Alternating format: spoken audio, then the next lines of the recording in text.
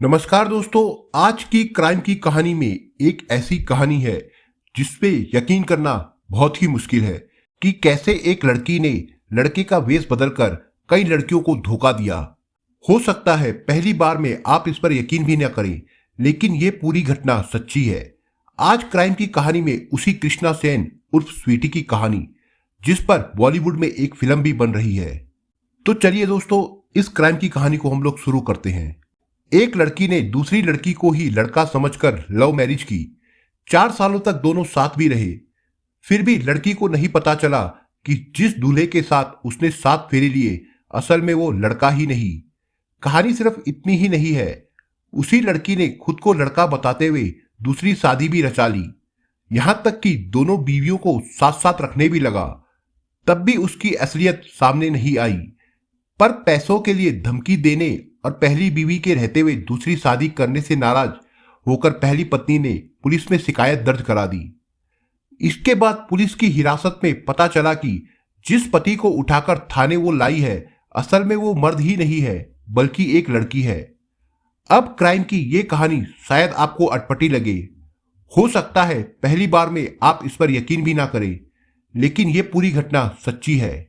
इस अजीब क्राइम की कहानी की शुरुआत वैलेंटाइन डे से तारीख 14 फरवरी साल 2018 में हुई। इसी तारीख को जहां लोग प्यार के दिन का इजहार कर रहे थे, उसी दिन ठीक 4 साल पहले शुरू हुई एक प्यार की कहानी का अजीब अंत हुआ। फेसबुक पर जिस लड़के के स्टाइल को देखकर डबल एमए की पढ़ाई कर चुकी एक लड़की फिदा हो गई थी, उसी लड़की के सामने अपने पति का ऐसा सच आया जिसे वो 4 सालों तक कमरे में पति पत्नी की तरह रहकर भी नहीं समझ पाई थी। असल में 14 फरवरी 2018 को उत्तराखंड की हल्द्वानी पुलिस ने एक शख्स को गिरफ्तार कर थाने ले आई थी।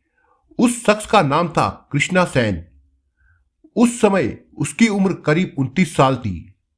उसके खिलाफ आईपीसी की धारा 498 ए और धारा 494 में रिपोर्ट दर्ज की गई थी। आईपीसी की धारा 498 ए यानी दहेज के लिए प्रताड़ित करना, और आईपीसी की धारा 494 का मतलब पहली पत्नी के रहते हुए दूसरी शादी कर लेना। यह एफआईआर कृष्णा सेन की पहली पत्नी ने कराई थी। अब पुलिस इस केस में आरोपी कृष्णा से पूछताछ कर रही थी। तो पहले तो वो हर सवाल का जवाब गोलमोल देता है। इसके बाद पुलिस जब उसके साथ कुछ सख्ती करती है तो वो जवाब देता है, मैं लड़की हूं। ये सुनते ही पहले तो पुलिस सन्न हो जाती है और पुलिस को उस पर भरोसा ही नहीं होता। पुलिस फिर भी उससे पूछती है, क्या कहा तुमने? कृष्णा सेन फिर जवाब देती है, मैं लड़की हूं। यकीन ना हो तो किसी महिला डॉक्टर को बुलाकर चेक करा लो। अब ये सुनते ही जो पुलिस वाले उसके बिल्कुल करीब थे वे दूर हो जाते हैं। तुरंत महिला डॉक्टर को बुलाया जाता है। उसकी मेडिकल जांच कराई जाती है। अब डॉक्टर की रिपोर्ट में भी वही बात दोहराई जाती है, ये लड़का नहीं बल्कि लड़की है। इसमें कोई शक वाली बात नहीं है। अब ये सुनते ही पुलिस उसकी पत्नी को बुलाती है और ये सवाल करती है कि जिसे पति बता रही है वो तो खुद लड़की है, फिर दहेज प्रताड़ना, दूसरी शादी करना, ये सब आखिर क्यों? पुलिस का समय क्यों खराब कर रही हैं आप? अब ये जानकारी मिलते ही उस पत्नी के पैरों के नीचे से मानो जमीन ही खिसक जाती है। फिर वो कहती है कि हमें इन 4 सालों में कई बार शक तो हुआ था, लेकिन कभी ये नहीं लगा कि वो लड़का नहीं बल्कि लड़की है। इस तरह पहले तो कृष्णा सेन की बातों पर पुलिस को भरोसा नहीं हो रहा था, और अब 4 सालों तक उसकी पत्नी रह चुकी उस लड़की पर आखिर पुलिस करे भी तो क्या? 1 या 2 दिन की बात हो तो भरोसा भी कर ले, पर 4 साल तक कोई पति पत्नी की तरह साथ रहे और ये पता ही ना चले कि उसका पति कोई मर्द नहीं बल्कि एक लड़की है। आखिरकार पुलिस ने कृष्णा सेन की दूसरी पत्नी को भी थाने बुलवाया, उससे भी पूछताछ की। तब थोड़ी देर बाद ही दूसरी पत्नी ने बताया कि मुझे तो कुछ समय बाद ही पता चल गया था कि यह लड़का नहीं बल्कि लड़की है, लेकिन उसकी धमकी देने और पैसों के चक्कर में उसने ये राज नहीं खोला। अब इस तरह जब पूरी कहानी पुलिस को समझ में आ गई, तब उस एफआईआर की धाराओं में बदलाव करना पड़ा। अब पुलिस ने इस केस में दहेज उत्पीड़न जैसी धाराओं को बदलकर धोखाधड़ी की धाराओं को जोड़ा गया। फिर तसल्ली से लड़का बनने और 2-2 शादियां करने की पूरी कहानी को समझा गया। पूरी कहानी ये निकल कर आती है, जिसे कृष्णा सेन कहा जा रहा था, असल में उसका नाम स्वीटी सेन है। इसे बचपन और करीब से जानने वाले डॉली भी कहते थे, लेकिन बचपन से ये लड़कों के गेटअप में रहती थी, बिल्कुल टॉम बॉय की तरह। परिवार के करीबी लोग तो इसे लड़की जानते थे, लेकिन बाहर खुद को लड़का ही ये बताती थी। सिर्फ 12वीं तक पढ़ाई की। पढ़ाई के दौरान से ही लोगों को धोखा देने की आदत इसको बन गई थी। लोगों से पैसे उधार लेकर नहीं लौटाना इसकी फितरत थी।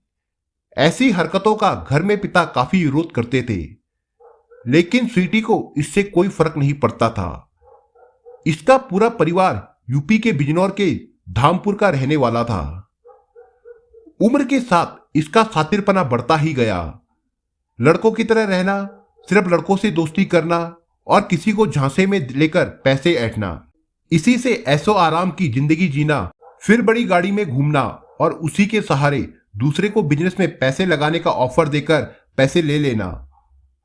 कुल मिलाकर इसी तरह के फर्जीवाड़े में वो लगी रहती थी।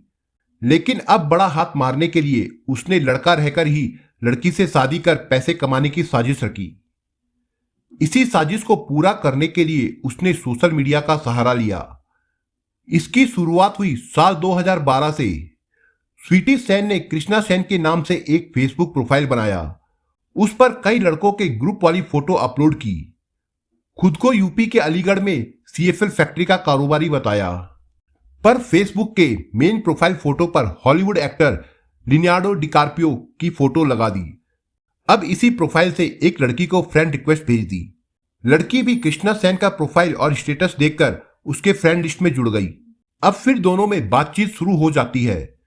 स्वीटी से कृष्णा बनकर उसने उस लड़की को पूरी तरह से अपने झांसे में ले लिया। फिर दोनों एक दूसरे का फोन नंबर ले लेते हैं और उन दोनों में बातें भी होने लगती है। चूंकि स्वीटी की आवाज थोड़ी भारी थी, इसलिए लड़कों की आवाज से काफी मिलती जुलती थी, लेकिन बात करने का तरीका इतना साफ और वजनी होता था कि सामने वाला कभी समझ ही नहीं पाता कि वो लड़की है।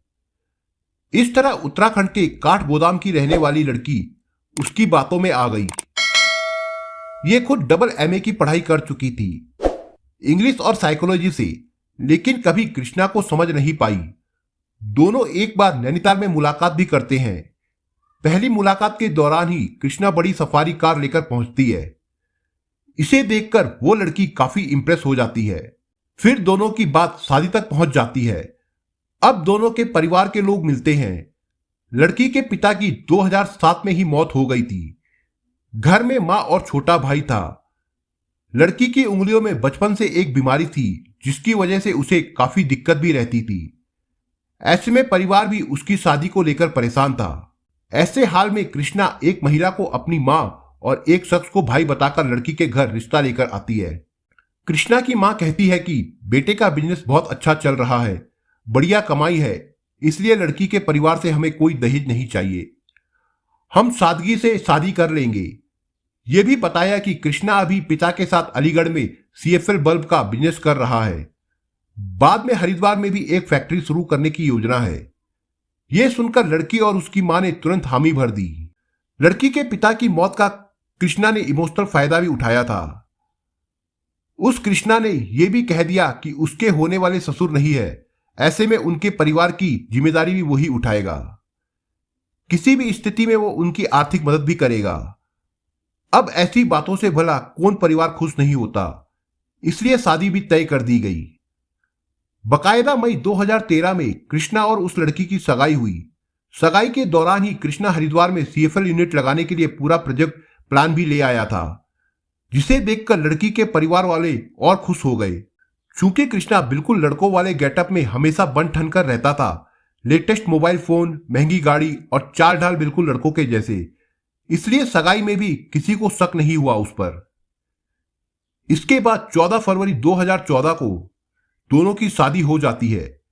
यह शादी हरिद्वार में हुई। एक गेस्ट हाउस में कुल 25 से 30 लोग आए थे।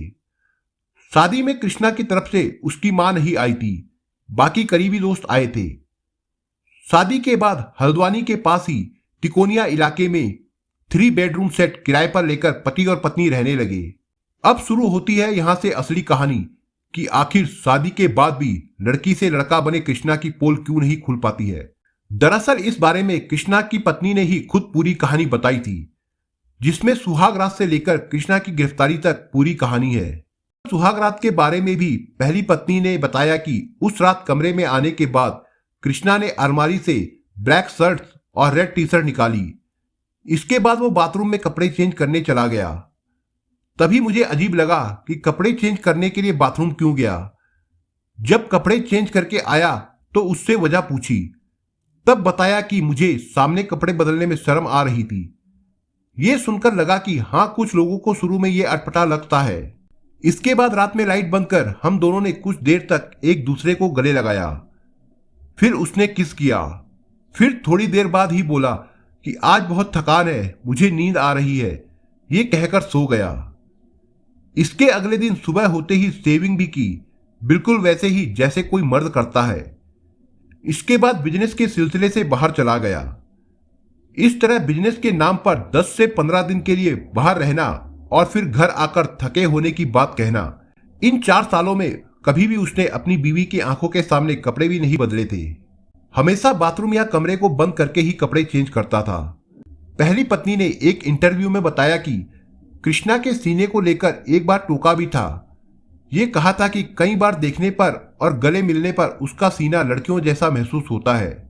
इसमें कृष्णा ने कहा था कि उसमें हार्मोन्स की गड़बड़ी है, जिसे मेडिकल भाषा में गायनेकोमेस्टिया कहते हैं। इसमें हार्मोन की गड़बड़ी से मर्दों के सीने में उभार होकर कुछ कुछ लड़कियों जैसे दिखने लगते हैं, जिसका कृष्णा ने इलाज कराने की बात भी कही थी। इसलिए भी उसे किसी के सामने कपड़े उतारने में शर्म आती है। पहली पत्नी ने यह भी बताया कि कई बार ऐसी स्थिति आई कि दोनों पति पत्नी जैसा संबंध बने। कई बार टाल मटोल के बाद जब कृष्णा को लगता था कि अब उस पर शक हो जाएगा, तब वो कमरे की लाइट बंद कर देता था। जब कमरे में अंधेरा हो जाता था तब वो बहाना बनाता था कि पत्नी ऐसी एक्टिंग करे कि उसका हाथ पैर बंधे हैं। फिर वो सेक्स टॉय का इस्तेमाल करके रिलेशन बना लेता था। ऐसा इतने सालों में गिनती के कुछ बार ही उसने किए होंगे। लेकिन पति पत्नी जैसा रिलेशन दोनों में क्यों नहीं बन सके, इस बारे में पहली पत्नी ने बताया था कि शादी के कुछ दिनों बाद ही वो कड़े रुख वाला पति बन गया था। घर में घुसते ही चिड़चिड़ा होकर लड़ाई झगड़े करना, फिर गुस्से में दूसरे कमरे में सो जाना, इस तरह का व्यवहार करता था ताकि वो पति पत्नी की तरह रहे ही नहीं। पहली पत्नी ने यह भी बताया कि एक बार वे दोनों वैष्णो देवी भी गए थे। उस दौरान भी जहां कहीं आम लड़के खुले में शौच के लिए चले जाते थे, लेकिन कृष्णा को कभी ऐसा करते हुए नहीं देखा। एक बार उसे वॉशरूम जाना भी था तो ओपन में नहीं गया, बाथरूम में ही गया था। असल में उसका मकसद कुछ सालों बाद लाखों रुपए ऐंठने का था। इसलिए शादी के 2 साल बाद यानी 2016 में रिश्तों में सुधार लाने और बिजनेस को बढ़ाने के नाम पर पहली पत्नी की मां से करीब 8 लाख रुपए ले लिए थे। अब इन पैसों को ऐशो आराम और महंगी गाड़ियों पर खर्च कर दिए। पैसों को लेकर पहली पत्नी कुछ सवाल जवाब करती तो उसे धमकाने लगा था। कभी छोड़ने की धमकी तो कभी उसकी मां और भाई पर हमला कराने की धमकी देता। इससे पत्नी काफी डर गई थी। वहीं इन्हीं पैसों के जरिए कृष्णा अब दूसरी लड़की से शादी करने का जाल बिछाना शुरू कर चुका था। आखिरकार 29 अप्रैल 2016 को उसने दूसरी शादी भी कर ली। इस बार उसके निशाने पर आई थी 22 साल की एक लड़की। इसमें चौंकाने वाली बात थी कि इस लड़की का भाई खुद कृष्णा का दोस्त था और उसे भी पता नहीं था कि वो लड़की है। अब उसकी बहन इसके झांसे में आकर उससे शादी रचा लेती है।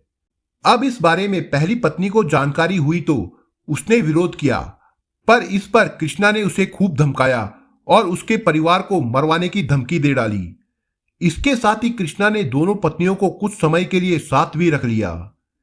इससे परेशान होकर आखिरकार पहली पत्नी ने पहली बार 6 अक्टूबर 2017 को काठगोदाम पुलिस में पति के खिलाफ शिकायत दी थी, जिसमें आरोप लगाया था कि उसका पति कृष्ण सेन उससे मारपीट करता है, दहेज की मांग करता है और बिना तलाक दिए उसने दूसरी शादी भी कर ली है। पुलिस को यह भी बताया गया कि उसका पति कहता है कि अगर दूसरी शादी के बारे में अपनी मां और भाई को बताया तो वो उसका मर्डर कर देगा। इस जानकारी के बाद पुलिस पहले तो गंभीरता से नहीं लेती है और फिर कुछ समय बाद जब आरोपी के बारे में जांच करती है तो पता चलता है कि कई लोगों को इसने फर्जी चेक देकर भी ठगी की है। इस तरह फर्जीवाड़े के मामले में पुलिस ने उसे 14 फरवरी 2018 को अरेस्ट किया था, जिसके बाद पूछताछ में उसने खुद को लड़की बताया और तब पहली पत्नी को भी इस बात की जानकारी हुई थी कि वो एक लड़की है।